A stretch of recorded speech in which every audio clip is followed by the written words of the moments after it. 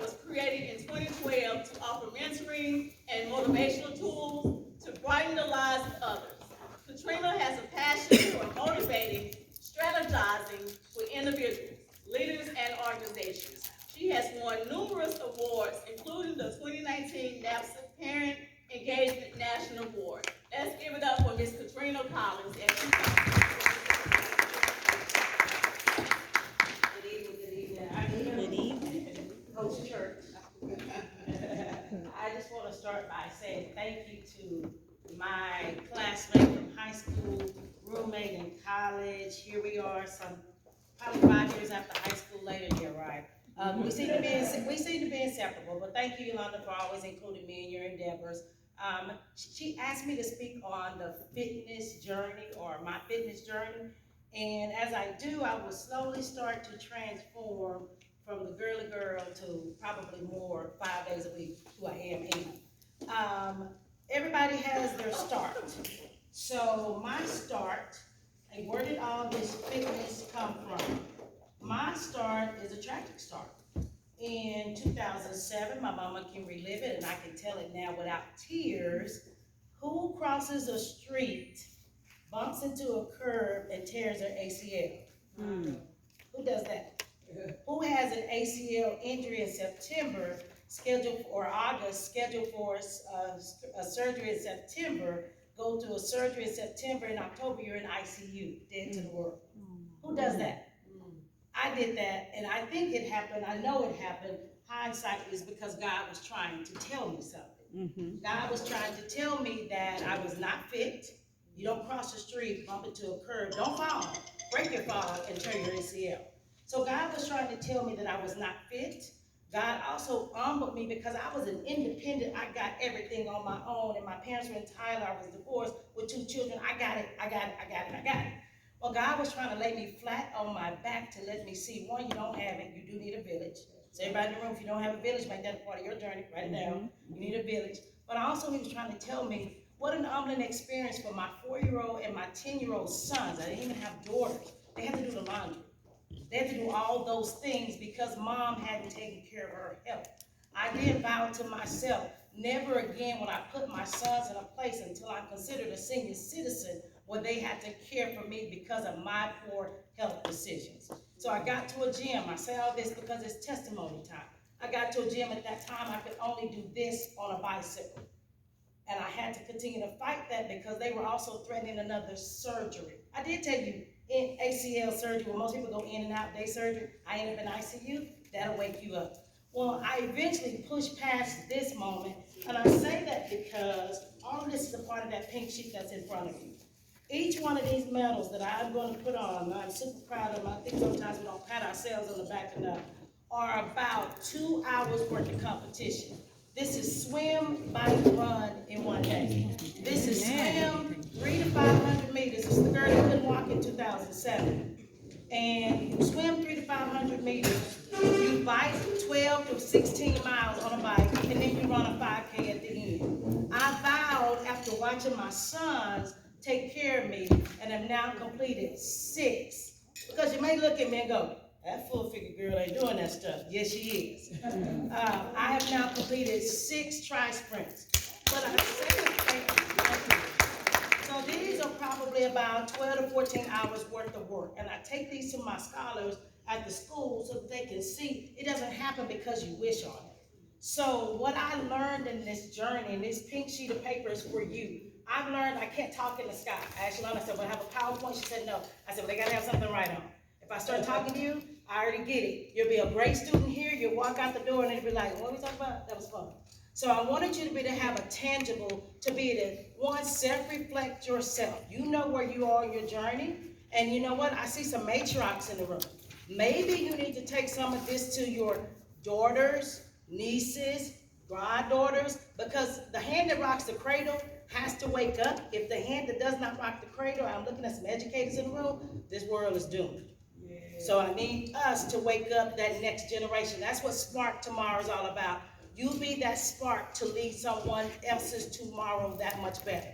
So I want you self-reflecting as I talk through these pieces that I have learned. Some of them I apply, some of them I don't. Look at my size. So what I've learned is my cardiovascular, my working out, takes care of my internal. That takes care of the inside. That is why I believe at 46 years old, I'm still prescription free. Even at this size, my doctor always says, so I'm looking at your chart, I'm looking at your ACL, I'm looking at your lipid, but that's that cardiovascular.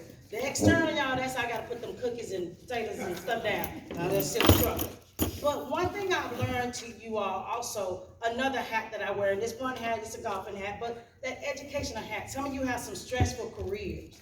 And I was meeting with a counselor once. COVID hit me here. They sent me right on to a counselor. I was like, I didn't talk about it. You got to restart a school system in a digital space. Before I knew it, I was like, I need counseling. And I was in seeing a counselor. And she said, I love your pre-work stress busters. You're at the gym every day. You've got that on. She said, I love your post-work. You've learned how to disconnect and de-escalate your thinking. She said, but during the workday, when those stressful situations happen, where there's an angry mom, there's a ticked off dad, I gotta clean it up this Sunday, ticked off dad, and there's a little Johnny breaking stuff in my office. She said, what do you do during your workday to de-escalate? And I was like, oh no, I would scratch my head, go to the next event. She said, that's dangerous. So what she walked me through was breathing. So I want you to stop and just ask yourself and evaluate. And it shocked me when she said, I breathe, I'm doing pretty good. My blood pressure's always great. But when that stress hits you all, before you know it, most of us, we hold our breath. When you get that phone call that something tragically has happened, you're holding your breath. Before you know it, walking to get to your phone or go to make that next decision. And all of those no moments of breathing are bad for your health, your heart, all those things. So you evaluate when you leave here. Give yourself like 60 seconds on the clock and say, am I taking shallow breaths or do I ever stop and take a deep breath? Since then, I started making it a point that when I get off work, I eat. I don't do it, for necessarily workout, but I'll walk just like my city block, like from here to here, sometimes 8, 9 o'clock at night. Sorry, mama, sometimes it's 10, 11 o'clock at night. I got a pretty safe neighborhood. But I'll just walk, and all I'm focusing on at that time is just my breathing. Where are you at? And before it usually takes me about 6 minutes into it to get myself away from shallow breathing, because and you all, that stuff is deadly. So I want you to evaluate yourself on where you're at with your breathing, and that's free. Nobody has to charge you. You don't go to a gym for breathing. The next one, turn up the heat. This one is a little cost involved. This is the sauna. Some of you go to the gym, you love the treadmill, you love the bikes. I was kind of in love with all that, didn't like the weights. But then I would see people in the sauna, I was like, that time to be hot. I finally said, let me look at the benefits. You all, mind shattering. 20 minutes in the sauna, 3 days a week. Hear what does the Mayo Clinic and other higher up medical people are finding. It is good for your arthritis. It releases adrenaline and cortisol, which helps to take down the inflammatory pieces in your body.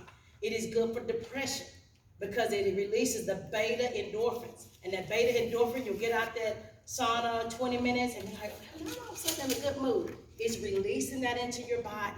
Another thing that it helps is it helps enlarge it and soften your artery walls. Heart attack, it keeps all of that working the right way. And the benefits go on and on and on. So if you go to the gym or you have a health club facility and you see that hot room and go, not for me. And they show that it's good to go even before you work out because now your muscles are loose and ready. You're less likely to have an injury or after the workout. Either way, try to incorporate, if that is what you have at your fingertips, 20 minutes, maybe longer, 3 days a week, you will see some huge benefits. Even so much as memory and helping to minimize, I'm not a medical doctor, look up yourself, but to minimize the effect and onset of Alzheimer's. It's big. Pump it up. That's weights. My doctor talked to me once. She said, Katrina, I hear you talk about going to the gym. You love working out. She said, I never hear you talk about weights. I said, I don't want to get big. I'm already big. She said, you won't. She said, but do you realize that as a female over the age of 30, you want to write it down, as over the age of 30, your bone density starts to decrease, onset of osteoporosis. One of the ways to combat it is weightlifting, strength training. That's some push-ups. That's getting up against the wall if you don't have weights. Getting some dumbbells. You're watching, your favorite little TV show. I like JoJo Brown when I'm out work, but you're doing maybe some arm handbells to it. You're doing your little leg lifts, because what happens is as you're keeping your lean muscle going in the right direction, that lean muscle starts to press on your bones and keep your bone density in the right, the falls and the breaks and being able to care for yourself. All right, shop on the outside. Evaluate yourself. You know, they say you can pay it up front or you can pay it later. It is expensive to eat well, but it's also expensive to be on prescriptions. And one thing, it's sad to say the information I've gained and how much I apply, just to be keeping it real. But I saw a food coach once, and that food coach was walking me through the benefits of shopping on the outside of the grocery store. What's on the outside? Fresh produce, not canned produce. Peaches are great, but they're loaded in sodium and all the other preservatives when they're in the can. The can is cheaper, the outer is more expensive. When you keep going to the outer, you have the meat department, the fresh meat. On the inside, the frozen meat, I didn't even realize this. When chicken breast shows up frozen, it's already loaded in sodium and other byproducts. When it's only, that's the way it keeps so much longer in the grocery store. The outer ruins faster, but it's more natural. You stay on that outer, you're in the freezer case with your frozen vegetables. Most companies now are fresh frozen. So it's like produce, but it'll last a little longer. The inside of the grocery store is cheap, but it will blow you up and fill you out. That's where your ramen noodles, your cookies, your crackers, everything that's canned. So evaluate when you get home, look at your pantry, look at your refrigerator. Are you shopping on the outside? Free tip.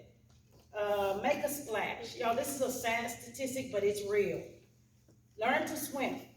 There's a study out that shows, and this is from the CDC, that if you are a scholar, I use scholar all the time at work, if you're a kid, you're in a household with parents that don't swim, you have a 13% chance of learning to swim. What's the big deal? Well, here's the big deal. 5.5% bigger increase of kids drowning in a pool. All the deaths, we are 5.5% higher than all the other ethnicity groups. And I get it, we had a history of they didn't want us in the pools, right, when segregation hit, so they didn't want us in the pool, we said, we gotta be in the pool, keep your little pool. But since then, team, our kids are going swimming. Our kids are drowning at higher rates. We can prevent that by us learning to swim. It's something about, we always ask our kids, do it, it'll be okay, do something different, but we don't, so we kind of talk it, but we don't walk it, so adults can learn to swim as well. 64% of African American children have little to no swim ability versus our white counterparts are 40%.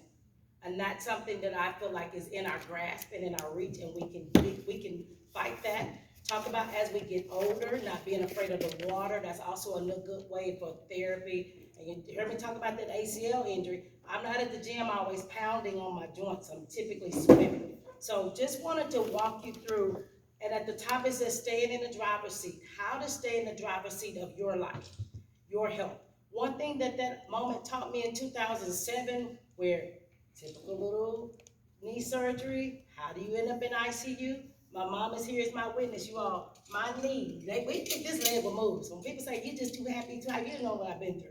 My kneecap to my ankle was as purple as a purple hat in the room. It stayed purple from September to December. When my doctors put my bandages on too tight, we didn't know until about a week or so later, under all those layers. I almost lost my leg. When mom got to the hospital, they told me if I was having a brain aneurysm or not, and I'm still here talking to you. That taught me take my own health into my own hands. Yeah. Doctors and nurses, I love them, but I have to remind myself they are practicing medicine. And I can do enough research and learn how to practice on myself. I did hear this once, and I'm gonna close out. Yolanda, I hope this is inspiring enough. I don't know what she wanted me, but I'm gonna be everything she asked me to be. But I think I'm talking to a room of believers. We had everything we needed in the Garden of Eden. From the earth of the earth. We run from water, we need it. Fresh vegetables, we need it. I don't want that. And what I've learned, that the vegetables that I did not like at age 5 and 6, I was like, well, hold on. When I was trying to shop the outer, let me try Brussels sprouts, because I say I hate them, but that was a 6-year-old girl that hated them. Ooh, I hated greens as a kid. Y'all, some of my favorite vegetables now what was yuck at that age, and I've gone back around and and sometimes I say, give it a remix. You tried asparagus the first time, ask someone else, how do you make it? Try it again. But what I found that if you'll be still and quiet, your body will tell you what's wrong. Amen. When I get a headache and I be still, my body will tell me, but you didn't get enough water yesterday. When I start walking around here and my joints are aching, I said, you had too much bread the other day. Bread is a yeast, it's inflammatory to my joints. And when I lay off bread, guess what? I'm back walking again. My breathing starts getting heavy. I'm asthmatic. If I sit and be still, go, you had some pizza and that cheese and that dairy will affect. I had 3 things of yogurt this week. So if you be still and let your body tell you what's going on, you can stay better in the driver's seat. Right. Do I consult science and medicine? Absolutely, I go get my physicals. Do I take what they give and what Big Mama there was doing and some other things with some clay dirt? It's a combination. That is a holistic approach to it. So I hope you're inspired, and I hope that some matriarchs in the family take a few bits and pieces or ask me later on, what were you talking about? You went a little fast, so that you can empower you all. We're the hand that rocks the cradle. If we're not teaching our sons and our daughters, how will they know? I am so grateful for my aunt, who was born in 1925, who was old enough to be my dad's sister, because he's the baby of 16. I am so grateful for sitting at her feet and learning so many things. When this knee still gets to acting up, I don't always take aspirin. I take some clay dirt, some vinegar, make a mud, put it on there, and I'm like, that's my aunt. I can just sometimes hear her talking to me from heaven about, before you grab it, go do this. So we need to let our young children sit under us and grab this wisdom before we're gone. Yeah. Because if we're not careful, Western medicine will make them a prescription drug label, end of story. I'm just saying. Because they gonna make the money. Stay in the driver's seat. Yes.